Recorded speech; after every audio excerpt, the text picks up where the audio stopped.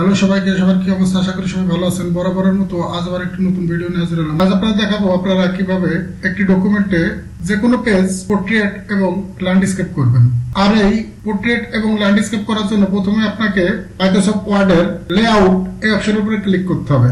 লেআউটে click করার পর ব্রেকের উপরে ক্লিক করতে হবে। ব্রেকের উপরে ক্লিক করে নিচে আপনারা দেখতে পাবেন নেক্সট পেজ। নেক্সট পেজের উপরে ক্লিক করতে হবে।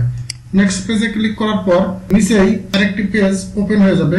এখান থেকে আপনারা ওরিয়েন্টেশন এই অপশনের উপরে ক্লিক করে এখান থেকে যদি ল্যান্ডস্কেপ করেন তাহলে দ্বিতীয় পেজটি ল্যান্ডস্কেপ হয়ে যাবে।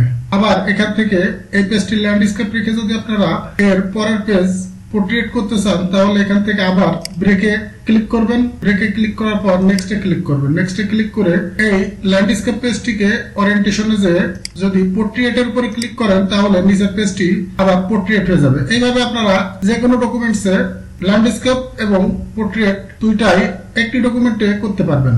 ধন্যবাদ সবাইকে এই ভিডিওটি সম্পূর্ণ দেখার জন্য। আশা করি ভিডিওটি ভালো লেগেছে। আর যদি ভালো লেগে থাকে অবশ্যই চ্যানেলটিকে সাবস্ক্রাইব করবেন এবং এই ধরনের নতুন নতুন ভিডিও পেতে পাশে থাকা বেল আইকনটি অন করতে ভুলবেন না।